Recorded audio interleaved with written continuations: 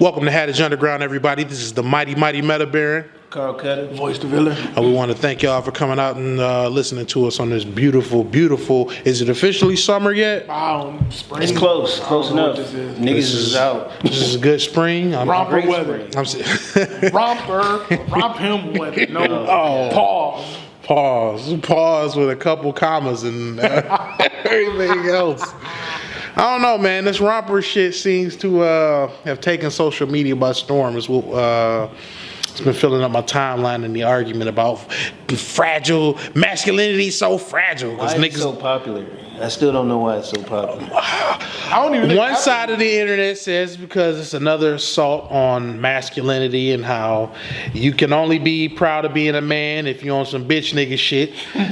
And then the other side is, it's comfortable. It seems to be comfortable, and people have been wearing cutoff shorts and lederhosen and all this other shit, lederhosen and all this other stuff for years. So that's man violation. You can't have romper and your ass out and still think it's cool to approach chicks. I mean, I don't know. Maybe I just grew up in a different time. I think you did grow up in a different time, Cutter. You ain't rocking no romper this summer? No, I'm not wearing my You ain't gonna be on the river walk? That's hoe wear. You ain't about to be showing you. But see, we are coming to the age of the hoe and the hoe ass nigga. Yes. Niggas are about to be walking around the streets, loose booty, showing it off, showing the man cakes. You about to see bitches picking niggas up. And all of the niggas that don't play hard to get with the floral rompers and everything else, we gonna be seen as the prudes and the hoe ass niggas. So is it safe to say that Boondocks predicted this? Boondocks predicted it, but what it really comes down to is all normal, non-rapey shiitake mushroom niggas is it's about to pay the price of the past. We about to pay the price of the past, like how women were treated. Yeah. The coin is flipped and not coin is flipped. Villain, be hollering at niggas. Villain, what you gonna do when you step outside of work and some chick that's been eyeing you from the copy room comes up and pinches you on the ass? Ooh. I'm gonna scream, rape! Rape! This bitch trying to rape me! He's trying to rape me! I'm gonna be like, Precious, dog. Trying to rape me! You don't think your bitch ass nigga card is gonna be brought up if you just turn crowd rape? You might like nigga, if I flip that into 50 G's on a rape charge. You know what? That's actually a great idea. Hey. I didn't even think about that. She got me on the copier, dog. Hey. She got me. It's just on tape. Being soft seems. Grab me by the pussy. Being so. Good boy pussy. Hey, I saw some shit online earlier to the degree that vaginas and childbirth are not necessarily feminine. Then what the fuck are they? I was about to say, what is that? Something else. But since we're on the topic of all this alleged newfangled hoe ass nigginess and working it to your advantage, we got to give a shout out to Mr. Drake. He seems to be the internet's favorite target for questionable masculinity. I don't think anybody on the panel has a problem with Drake necessarily. Why questionable masculinity? What is that? Why Drake? Questionable masculinity is when you are doing things that are undeniably masculine, dominating your competition, killing and swooning scores and scores of women, being prominent, taking criticism and abuse and being stoic, but because it's Drake and he light-skinned and he from Canada and it's everything else that supposedly shouldn't count or mean anything, but does. If it was anybody else winning all these awards and fucking all these women and taking all these shots on the chin and stride and adding more W's to the wall, it'd be cool. See, like with Drake, it's like my problem lies within his music. Like how he is as a person, I'm not really mad at that. I would like to hate on that, but I can't because he's kind of just doing what every guy does in that position. But his music is so soft and moist. It is. And I'm just like, But it's genius because he knows he has a certain target he goes for. Yeah, because he's not a gangster. And so he's not I gotta go after the women. He's basically this generation. He's also man enough, I guess some people would say, to be honest with himself. And he ain't a shooter, he ain't a gangster, he ain't a thug. Right. But the quote unquote shooters copping pleas and getting 366 days, they're respected. The thugs that's getting put in protective custody in prison, they're respected. The people that advocate shooting up neighborhoods and shit like that, but they got their kids living in gated communities, going to private schools, they're to be respected. Yeah. I find all that funny. I don't know. We live in a generation now where you don't have to live what you're saying. Thank God for the internet. So, right, the internet kind of desensitized it. The internet is the virtual realm where you can be the shot calling, stack posting, Right. bottle cracking, sipping nigga on Instagram. And be famous for it. That is so disingenuous to me. Like, be genuine. Speak your truth. You come from a town like the rest of us where, remember what it was like being in real life? Even the phone was real. Like the fakest shit ever was the phone, up until niggas realized that you can click niggas in on a conversation. Yeah. Call ID. And that's what started it. Don't say nothing. Shit. That was the what started it. That was the OG fake shit. That But was like the the modern OG equivalent of that is screenshotting and sharing it with other niggas. In the DM. I think camera phones killed us. Camera phones did kill us. Camera phones killed us because it gave everyone power to expose niggas. No, you can be Everyone. You can't be as flaky. No, you can't be. Can't be a flake. But you can be a flake if you're a woman. Oh. Do you think that's why Drake is so popular? Because he appeals to the woman aesthetic of being a flake. And he also understands. So what makes a woman the biggest flake? I gotta get to. I like how you skimmed over that. Yeah, they can be flakes because they can just overtly lie about stuff and they can still get it in return. Like people still want to deal with them. That reminds me of Drake's propensity to always have a quote unquote baddie with him. Yeah. Like he seems to be as fickle as his female audience, allegedly, in regards to Drake is always seen with like the next or a classic retro big thing. Yeah, he flakes out on the chicks that he's with. He fuck with them for about 2 weeks and he's done with them. Yeah. He flakes out on his own artists. Like he don't give them fucking albums. He don't give them verses. He don't. He's doing what they just campaigning. You know, you put somebody in front to get somebody's attention, and then you lead them so that translates into sales. I mean, I think he's a genius. I think the women that he do get involved with,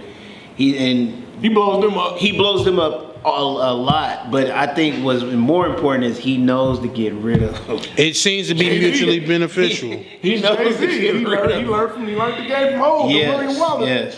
But I don't see no end game with Drake. For Hov, it was always catching the right person that can go the distance for whatever reason. Like Emil got tossed and he eventually found Rihanna.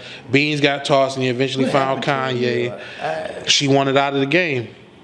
Why? No, Emil was a hard-headed person. Like she was supposed to do the hook for Is That Your Chick? Right.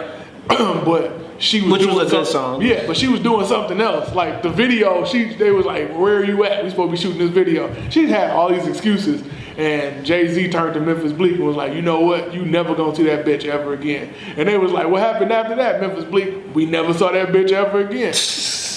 Hov got the powers to make niggas disappear, but apparently he ain't took true aim at Drake. He's just been doing subs because I watched that man win 13 awards last night. I didn't get to see the show, but I saw the clips online and I was keeping up with it today.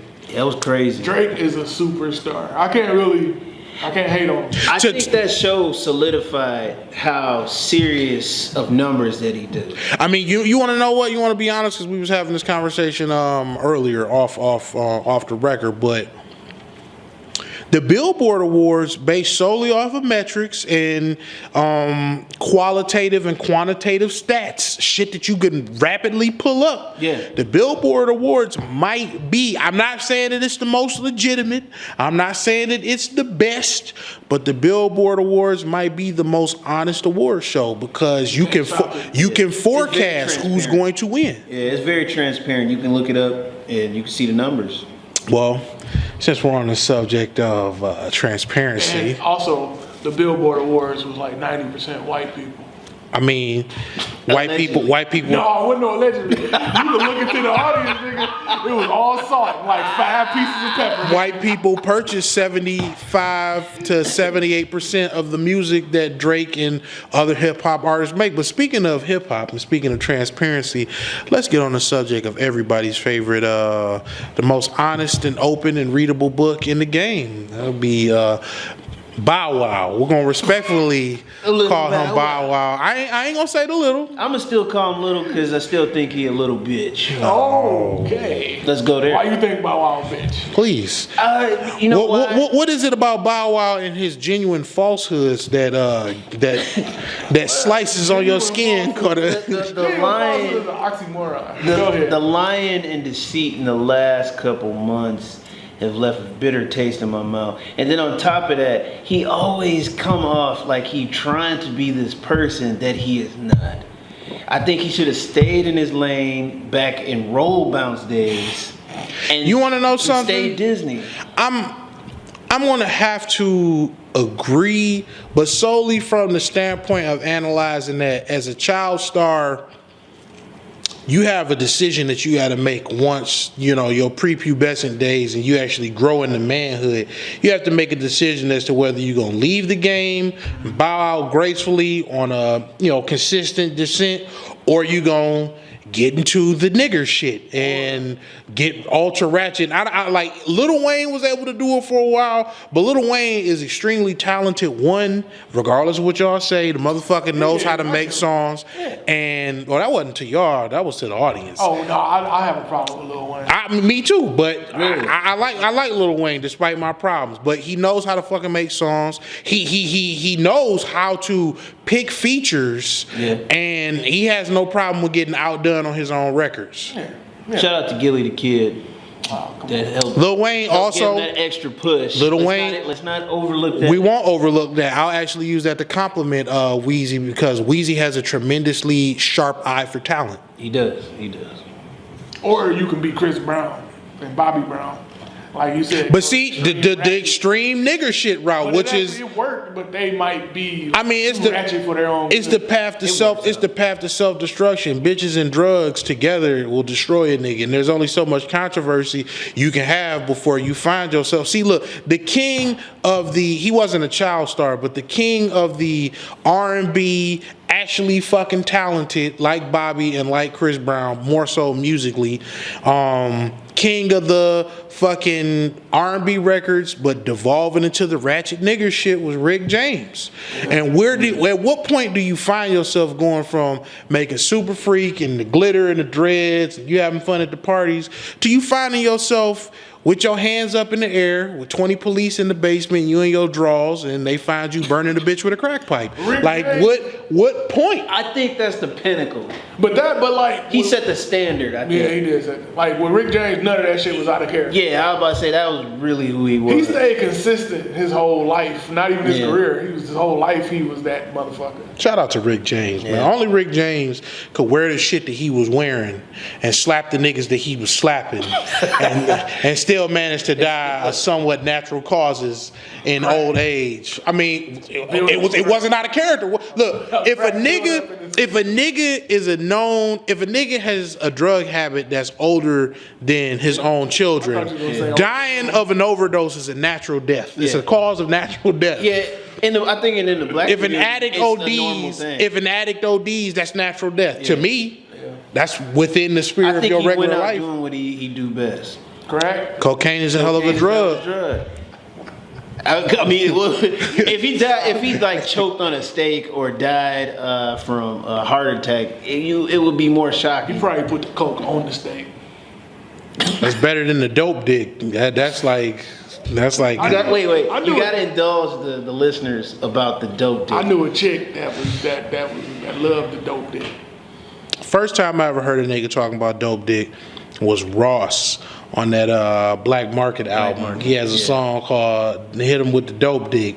Then I did my research and found out that Pam Grier was a victim of the dope dick during her tenure as the arm candy for Richard Pryor.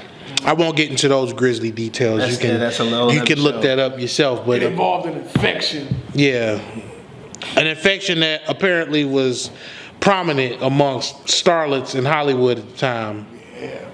I mean, so the basics of it is the guy sprinkled coke on his cock and boned her out. It's kind of like when you sit on your hand and you give yourself a stranger, but it's like that with your penis. And I had a chick tell me about her. She had a dope dealer boyfriend, and she said he used to do that to her. She claimed that she wasn't a dope fiend though. bitch, I didn't do coke. you getting it straight. Yeah. You see, the things with certain drugs are certain parts of your body are very sensitive to the drugs because of the thinness of the skin and the direct access to blood vessels. If a nigga has Like the butthole. if a nigga has cocaine on his penis, bitch, you what do they call it?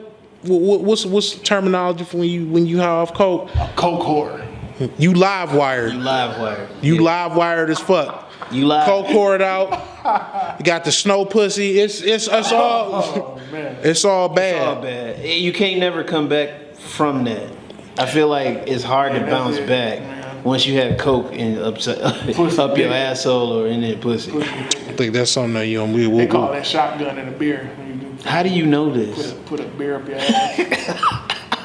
How do you? Why you looking at how me do you- like that? Putting a beer in your A ass. beer in your ass? Look, I, See, this is why I don't drink. This is exactly why if I drink, I'm at home. I ain't driving. I didn't even know you could do that. yeah, they say it get you drunk faster. I mean, it's directly. Yeah, What's closer to your goddamn stomach and your liver? The goddamn your asshole or your mouth? Jesus. Yeah, low-key, I've heard of that. Motherfuckers giving themselves vodka enemas and bitches soaking tampons in vodka. On 1,000 ways to die, somebody died. Instant drunk. Instantaneously drunk. Like motherfuckers vaporizing alcohol because your body absorbs it faster. Smoke the shit. So I don't even want to know no more. That fucked me up. Yeah. But it was real though. That's a little No, too Mama, real. you Beer. just don't know. Bow Wow been on the receiving end of a lot of heat. Everybody. Didn't he get raped as a child or something? That's among the persistent rumors. I'm about to say something that might be highly inflammatory. But didn't all them niggas get raped? Supposedly, Usher, if you let all of Is that our how they become famous? if you let all of our wizened friends on the internet with all the Illuminati conversation, everybody done been raped, everybody done wore a dress, everybody done X, Y, and Z. It's I mean, a rite of passage. ain't nobody got no video or nothing. It's nothing but hearsay, and I'm pretty sure they wouldn't like it if niggas said it about them. But All them B2K niggas got raped. well, that's actual fact. They were because of who was handling them. They Who's was it? all around each Who's it? other. They Brian Cox or whatever. No, it was Last name Chris. Wilkie Cox. It was Chris Light. No, not Chris Light. It was Chris. It was Chris something. It was Chris something. I know he's a big guy. I think I don't know if he dead or not, but yeah, No, Chris Lighty dead, I believe. Chris Lighty, rest in peace. Chris Lighty was a solid dude. Yeah. It's definitely not him. His name is Chris. All them Scream Tour niggas was all in that same huddle. Yeah. So all them niggas might just got the D. Speaking It of makes sense. speaking of the D, had an interesting conversation with a cousin of mine the other day, and it's kind of pertaining to this show. We had some guests that was supposed to be here, and they croissanted us. By croissanted, I mean they flaked the fuck out in a non-buttery way. Right. We appreciate they sunned us, they daughtered us. We appreciate our liaison for trying to set it up, but things didn't go according to plan for her, so they didn't go according to plan for us. But Did she call you? She texted me. She told me. She didn't even give you the courtesy of a call. I mean, what if their typical mode of conversation is text and not calling? It's like that for a lot of people. I feel like if I can't be certain, like I at least give you that courtesy to call. So a flake out is better if somebody call it. It lowers the blow. I think it's more respectable. It's more respectable because it's honestly coming from me. Takes You a know little what I bit. You got to be on the phone with somebody to let them down. Versus you ain't even got to look at the text after you send it. You can Right. close You that could, out. you could be partying and having the time of your life. And just send a text like, stupid nigga. You know what I mean? You don't know what exactly transpiring and what they saying verbally. Yeah, so do y'all got any stories about when y'all croissanted out on some broads? When you flaked the fuck out and you Tony the Tiger?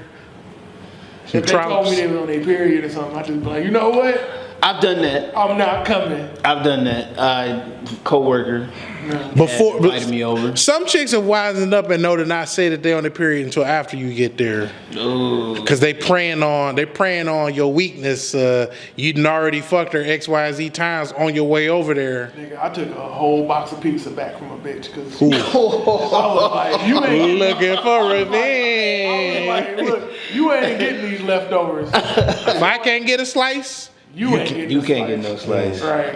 I flake out on last minute parties.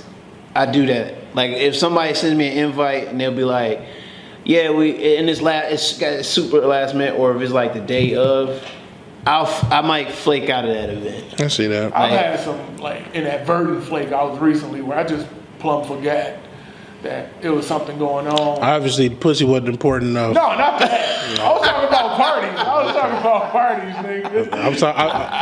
METABaron trying to get villain killed. Yeah. Right.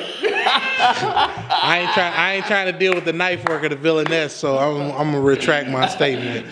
Jokes. They do with your pussy. Jokes all around. I've done it before, but I don't know, because I try to make time for people. I try not to flake. If I do flake, I'll let somebody know. I'll let you. I don't let people know if I'm gonna be late, but I'll let you know if I'm gonna flake out. Man. So I'll let you know if I can't come to prevent the flake out. But I think depending on how I actually like talk about it, you should be expecting a flake. yeah, Like if I'm like kind of like, all right, maybe I'll let you know when like that type of shit. I haven't been so nice.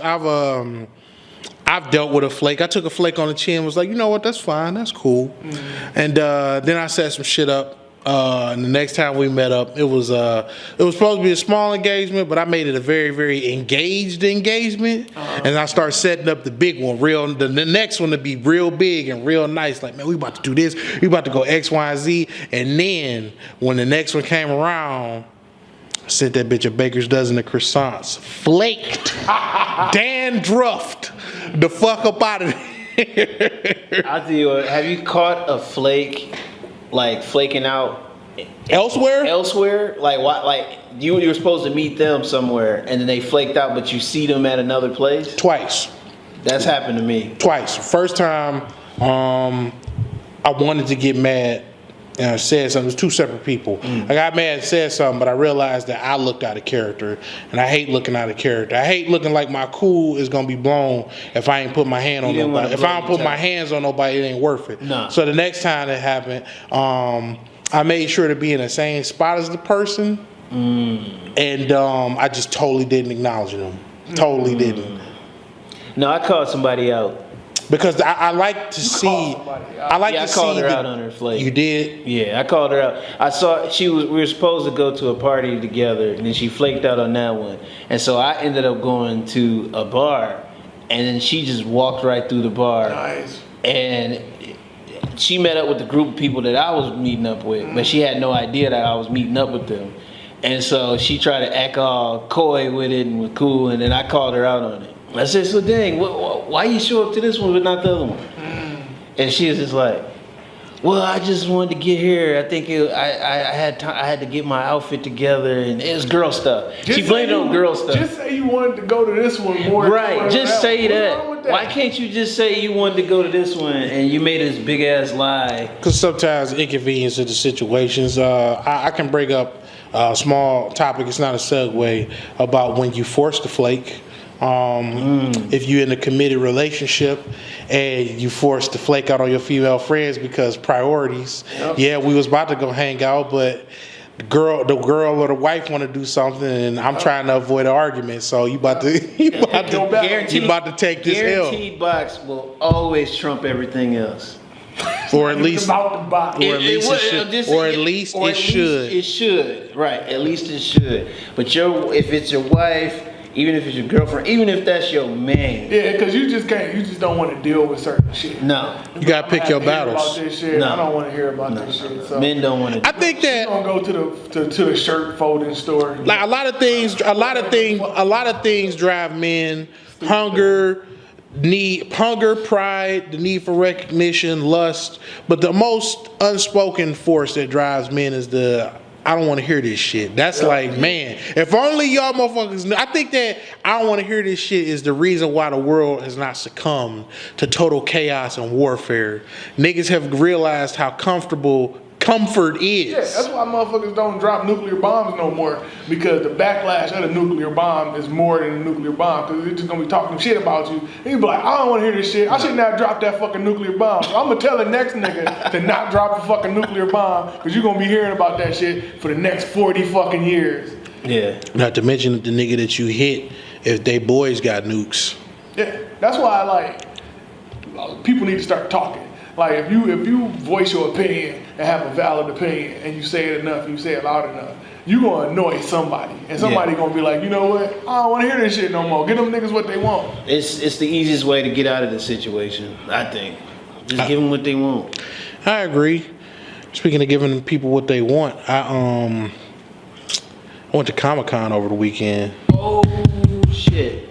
How was that? I mean, it was cool for Comicon. Shout out to Novi for being less racist now than y'all was 5-6 years ago. Wait. For the people that don't know about you gotta Novi. expand on that. So, what racism are you referring to at a Comic-Con? Not letting niggas in. Like you just standing there. Let me in. Get out of here, nigga. No, they let you in. Throwing comic books. They let you in because they want your money, but at the same time, it's how you're going to be handled and how you're going to be dealt with. Once you in there. Now, I can say it was better this year. I didn't really notice anything versus when I went 5-6 years ago, but the convention now is way, way bigger. The presence of celebrities on the convention scene dictate and determine the actual size of the convention because the celebrities are the ones that bring in the casuals. The dedicated people, the lifers are going to be there regardless. But man, it was so motherfucking big that they had 5 and 6 extra parking lots down the road to compensate outside of the Suburban Collection parking lot, which is big as fuck. Must be because of Power Ranger niggas. Power Ranger niggas, Yondu, Michael Rooker from Walking Dead and Guardians. Yeah. Oh, yeah, he was there. I spoke with I spoke. Have Batista there. Yeah. I spoke with LeVar Burton. Yeah. I saw Rainbow niggas. I saw Lou Ferrigno, but I done seen Lou Ferrigno and spoke to him so many times. How is Lou Ferrigno? I've never met Lou. I've never met Lou Ferrigno. Is he retarded or nice ass big nigga? Is he? And he speaks very well for someone with a hearing impairment. Because you know he partially deaf. I didn't know that. That's why you thought he was retarded? Yeah, I retract that statement. That's the Hawk. I had no idea. That's the Hawk, bro. He still looks like he in phenomenal shape too. You know who's actually pretty motherfucking cool? I've met him, spoke to him several times. He's actually the first celebrity that I met when I went to the first Comic-Con I ever went to was in 2004, and it was in Wizard, back when Wizard World was a big thing. Motherfucking Vincent/Virgil, big ass nigga just walked up, better be humble. slapped me on the motherfucking shoulder, and was like, "What's going on, man?" I looked and I had to double take. I was like, "What the fuck?" Cause I had this big ass shoulder on my arm. And all of the wrestlers and shit, I would expect him to be the most humble person. He the pretty coolest. Of all the wrestlers I met, him and Mick Foley are the coolest. Mick Foley talks to people whether they are going to purchase an autograph or not. Mick Foley is a superstar jobber, though. Is he?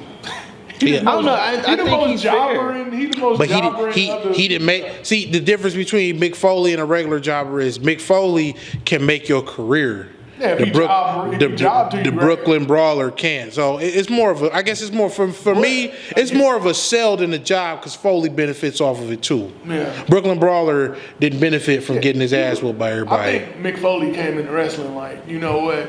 I have the goal to be the greatest jobber to ever wrestle. I don't think he ever did that. Why not? I don't think so. Why not? He came into. He the greatest salesman besides The Rock ever. I say Tommy Dreamer and Brawler are the biggest jobbers because, like I said, they're not seen as a jobber. A seller. Cena's not a jobber. He ain't a jobber, dog. To me, he's a jobber. He's just not what people want him to be. He's everything that people want him to be. It's just people don't want it no more because they've had it for so long. He's Hogan. It's the Hogan effect. But you can't be Hogan in 2017. No. Hogan can't even be Hogan 2017. Cena's nice guy run is very profitable for WWF though. They sell a shit ton of merchandise. John Cena's gonna have to do something probably outside of I'm the waiting ring. for him to be the evil. He's I'm probably waiting. gonna have to start. He is. He's gonna have to call somebody a nigga. No, I mean like real evil, like He's gonna have to call somebody a nigga. Like- outside the ring. Yeah. And then they gonna be like, you know what, your image either is a fucked nigga up. or he like make fun of the Jews or something. Wow. Okay. What? I'm just Make saying. fun of the Jews. Cena is gonna run with this shit as long as he can because they're making the company so much money. I can only imagine that Austin shit when the Austin shit was going heavy, bro. They were selling tin and aluminum cans with T-shirts in them, like whole just so you can open up a can of whoop ass and pull out your literal Austin shirt. And I wanted one so bad, and I looked up and I called in the number and asked how much is it. It was like $50. I was like, Damn. I don't want that much that bad. I couldn't imagine paying $50 for a T-shirt as a 12-year-old in 1998, bro. That don't even sound right. I spent $30 for the shirt. $30 is one thing. I spent $30. $50 for a T-shirt. Actually, no, it was 40. I bought it at the Palace. But when you talk about flaky people, Vince McMahon a flaky ass nigga. Look, you say his entire Watch your name mouth. when you talk about Vincent Kennedy McMahon. I mean, If he's a flake, he a frosted one, dog. I don't think he a flake. I think he nah, he a flake. He ain't a flaking out on Superstar all the time, kicking them out, bringing them back in, business. chopping them. That's yeah, the it's business. but it's flaky. It's still After when Bret Hart flaked on him, he was like, "I'll never be flaked again." Never. Never. That's when he turned evil. That is. Evil. He been He was good. He was nice when he took over for his daddy. He was like, all right, we gonna do this. He was nice to us, to the other guys in the smaller promotions. The thing with Vince's father was all about harmony. He let the other promotions stick around and do their thing, and he made a promise like, I'd never buy y'all up. If There was a anything, respect there. I just work with y'all. When Vince took over, Vince was trying to get the company bigger, so he bought everybody up, liquidated everybody. He did what WCW did to him. But, you know, I guess he took it very personal with Bret because technically Bret was his golden boy, but he was also letting Bret go the complete way. Yeah, he was gonna let him retire as champion and everything. He found out that Bret took that deal to WCW and was leaving sooner than he said he was. All them niggas left. It's like, I don't know if they was forced to leave or a lot of them niggas just left. I think that they chose to leave. I ain't want to deal with that nigga Vince and his bullshit no more. Speaking of dealing with niggas, I was down at the Riverwalk over the weekend. What about y'all? Oh, I was down there actually yesterday. Yesterday? I ain't been to the Riverwalk since we went on that little journey on the queue line. Oh, the queue line. I mean, we didn't make it all the way to the Riverwalk. We just made it. We Stopped stopped. We made it to the river. We made it to the river. We made it to Not to the actual walk. Yeah, not to the actual water. What's that little water fountain with the biggest? I don't even know the name for it. Like the spirit. No, it's not. It's across from the spirit. Of It's Detroit. across from the Spirit of Detroit. The shit that looked like some shit out of a sci-fi movie. I don't know. What it's Yeah, I called. never understood why they put that there, but it works. It's a park or something. It works. But yeah, Riverwalk, man. It's Hart Plaza. I Park think. Plaza, yeah. Can we say that's like the new Belle Isle spot now?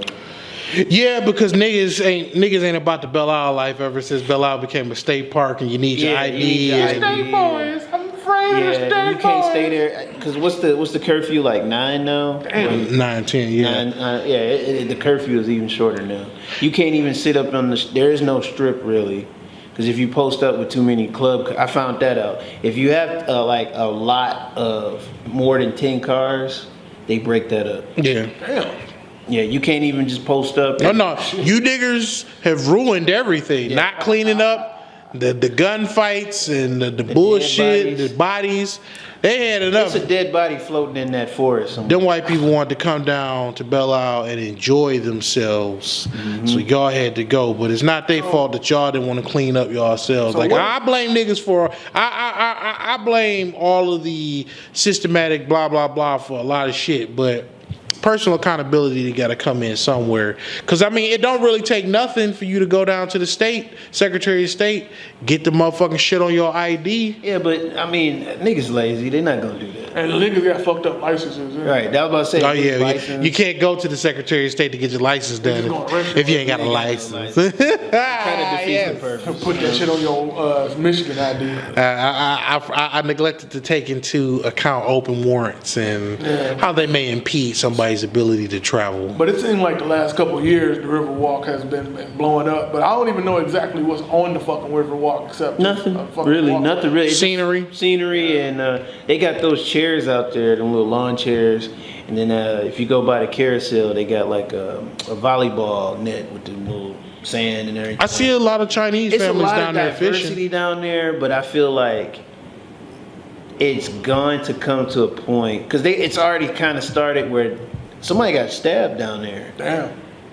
Somebody got stabbed down there, and then Personal. it was a shooting. Stabbing That is a very happened too. personal. It's a very personal act of And violence. so I see it turning into I want to say pre-Belle, not full Belle.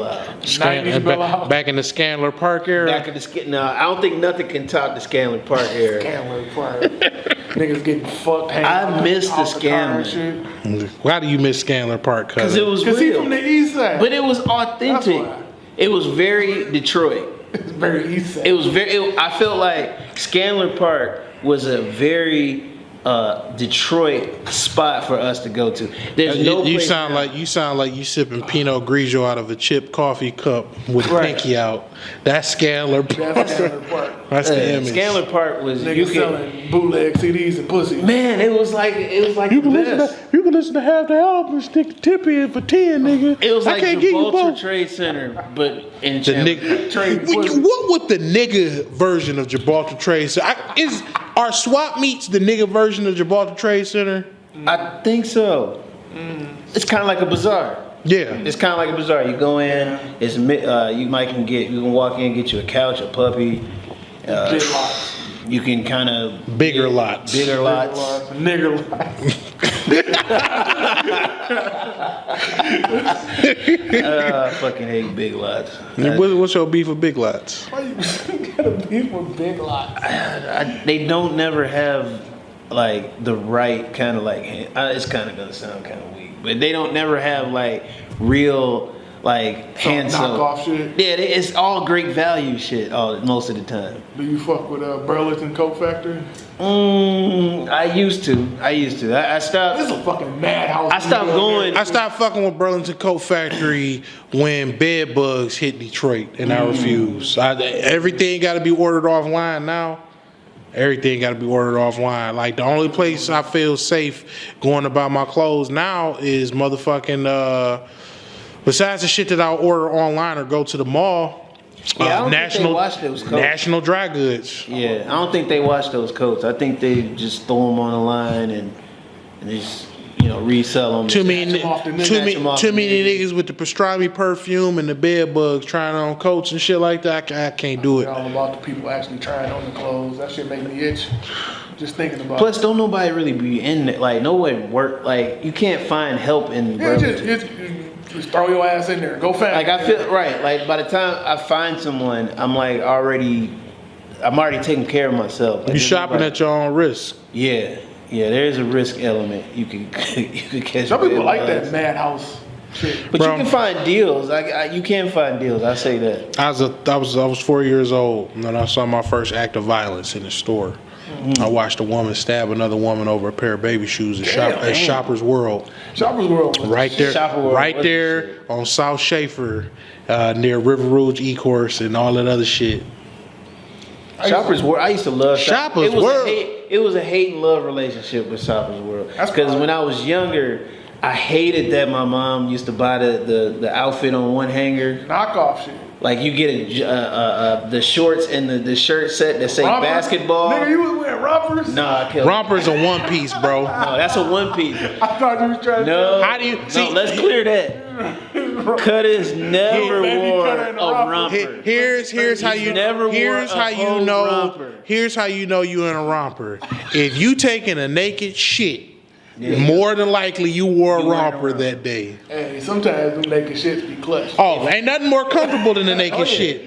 Nah, if you gotta take a piss and you gotta get naked, Hey. like if you at a fucking urinal. I hate when niggas take their dog. When niggas drop their pants at urinals, In middle school, it be the weird nigga used to always take his fucking pants off. You knew that nigga ain't have a father in his life. That nigga, somebody told that. Look, man, somebody told that nigga. Dom Somebody would have told that nigga, you don't expose your ass in front of other men. So are you saying a guy that that drops his pants at the urinal, he doesn't have a father in his life? That's my How do you get to that conclusion? Somebody had to tell him not to take no fucking pants off. Your mama ain't gonna do that. Go ahead, take your pants off, baby. So it's his daddy's fault. That nigga ain't had no father in his life. Cause there's a lot of retarded motherfuckers that do that. I went to Joe Louis and grown men doing it. It was a. I saw my coach grown men in the college health class did it. I walked into the bathroom after I was doing some lat pull downs. I had to piss before I got on the treadmill. Walked in there, he just standing near the toilet, just pants around his knees. Oh, man. And for a moment, I was like, "Am I not a grown ass man?" Yeah, I don't think a grown man should do that. I don't think a grown man. Or make noises.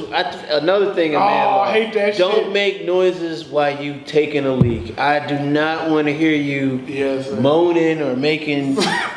You know, like one guy was like he was over the top. He all like, some of them niggas got kidney stones, dog. That's what I ain't trying to hear about no nigga Green Mile stories. Yeah, I don't want to hear that shit. Give me your balls, boss. No, Jesus. Hey, Cutter was talking about what grown men shouldn't do. It seems like give me your balls, boss is the thing grown men are doing in this new era of rap and all this other shit. We had an interesting conversation listening to those kids the other day on the queue line. It was mostly girls. That was a funny experience. Some white guy got on the queue line and just started talking to us about rap, and he was telling us about Yo Gotti, and then like 16 black girls got on the bus. And then they start talking about GOAT conversation. I like how he didn't mention any Yo Gotti songs. He just said Yo Gotti. Oh, he said two. Did he? Because when the black girls asked him about it, he mentioned two. And they was like, you lit. Oh, okay. All right. But it was the way the white guy looked, he was just such a business douchebag. Yeah, he was a business douchebag white guy. Well, he was drunk too.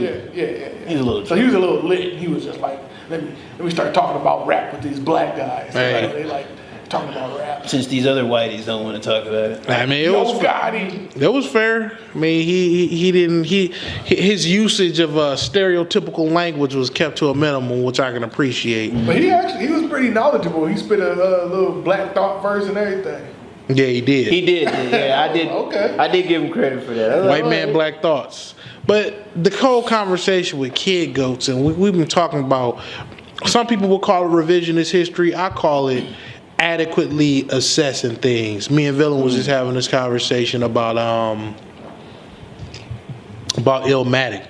But yeah, like talking about Illmatic, when you even mention like certain things, people get antsy about when you bring up overrated. Like certain things, the word overrated should never touch certain words. I mean, certain albums and works of art. But it's not overrated from the standpoint of devaluing the music as much as it is putting that particular project in greater context with other things. Me and Villain was talking about it a few minutes ago, and I don't think that it's a bad thing to say that Illmatic is overrated in correspondence to other people's first projects. Like maybe not for Nas's whole discography. Some people feel that this is his strongest piece of work. But like if I compare Illmatic to another work, it reminds me of The Creeping on the Come Up. It's more of an EP than an actual album because of its length, because of the type of the length of the track, the lack of total cohesion. Like East 1999 is a much more prolific piece of work. It's more memorable than Creeping on the Come Up, and I feel that Nas's later albums are more definitively creative projects or pieces or cohesive pieces of work. Then Illmatic is like 35 minutes and it's got an intro and an outro. So if it's only like 9 tracks on there and it's got an intro and an outro. It's kind of like very cut and paste and bam, done. Because it was the first album of its type like that for Nas. He came in after G-Rap, Rakim, KRS-One. Isn't he making an album now? Supposedly. He recently put out a Nas album, Almost Done, but a year and some change after Nas album done, song was on college shit. Right.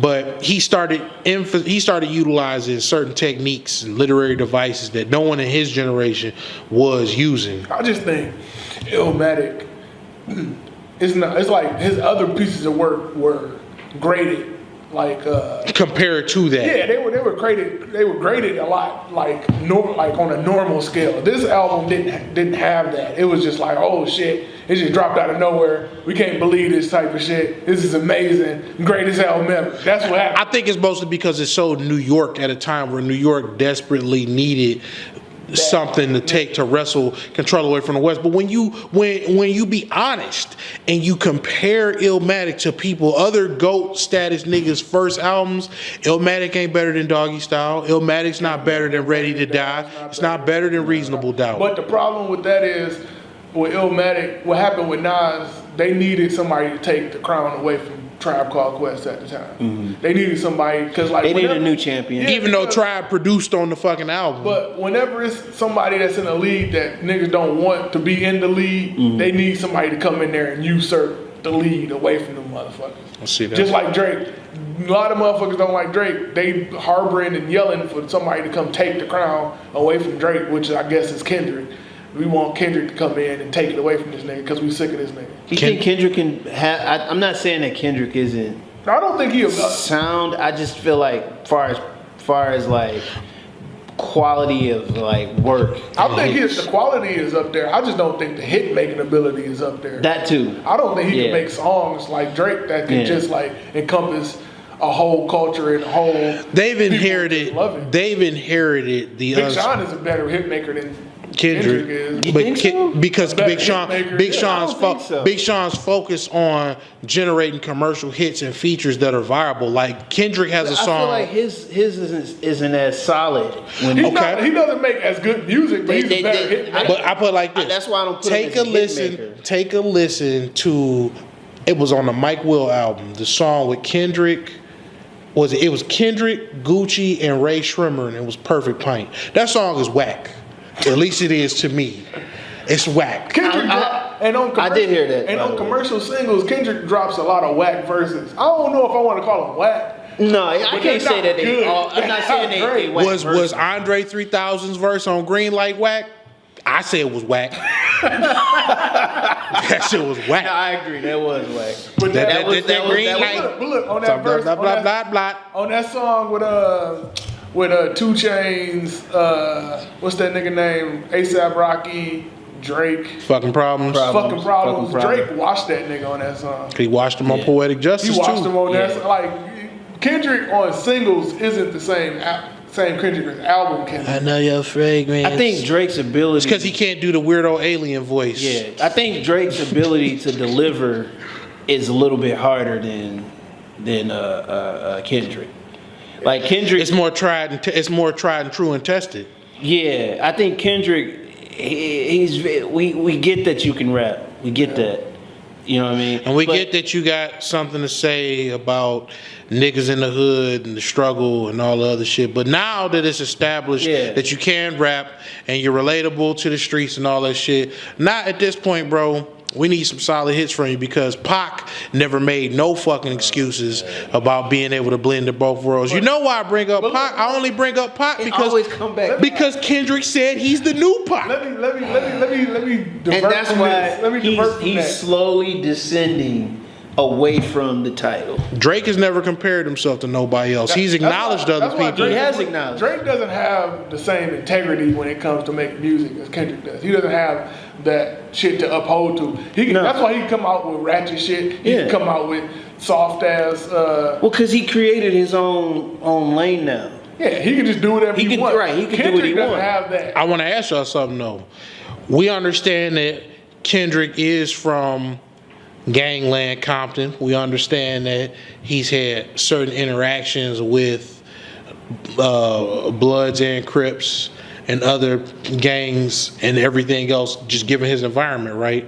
But from what I've gathered, Kendrick has always given us the kind of Nas-esque detached storytelling. There's a bit of a splashes of flavor from his personal life in there, but he's never given us no exact concrete details. It's always been framed within the shape of like a story or a narrative. Would it be a stretch for me to say that Drake, as far as being more personable and honest about faults and frailties and looking vulnerable, Drake is more honest than Kendrick is? Yes. It ain't too many niggas willing to tell the same stories about losing and taking L's with girls. I think he's been, well, it's more pick and choose. It is pick and choose, but as far as like the bigger subjects, yes, I agree with that. I think Drake, he'll go out his way to make sure that is visible. Versus Kendrick's just like shielded and guarded. I think that's layers. I think that's because he wasn't so much, and that's either he was and doesn't want to incriminate himself, which is smart, or he wasn't and doesn't want to seem inauthentic. Kendrick shot some niggas. Supposedly, he always keeps saying that. Really? Yeah. He hits towards it all the time. Like I said, it's either he's either smart enough to not want to incriminate himself, or he never did it, but he doesn't want to not have the street cred based on the people that brought him in. It could mess him up, like you said. It could incriminate him, or it might discredit his street cred. Or it might discredit his whole Hotep shit that he's been blabbing. I ain't black. I'm an Israelite. We ain't black no more. Also, Drake buzzing. All Drake's silly shit that he's talking about. Speaking is of self-imposed. It is self-imposed, but you know what? What's more real than? So what's realer? Being of Jewish descent via your mother and tracing back to quote unquote the actual Hebrews, or being amongst the nigga Power Rangers on the corner smelling like leather and shea butter and being one of those Israelites? Who's fake then? Who's fake now? Let's get into the Jew talk. Jew talk. Hebrew talk. Hebrew talk. Get it right. The Jews are checking. The Jews acknowledge that they haven't been Hebrews since they were Israelites. Hebrew, Shebrew, Jew, brew, whatever you want to call it. It's whatever Kendrick calls it. I mean, his cousin Karl. All right, I think that's I think I'm finished. Think you finned out? For the night before I didn't self-incriminate myself. And took the fins off your gefilte fish, bro. Say it. Oh fuck it! I have to follow the commands of the leader.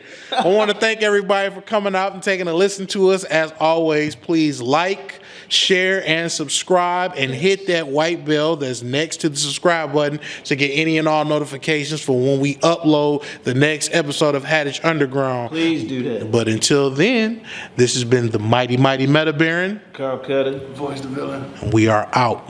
Peace. peace.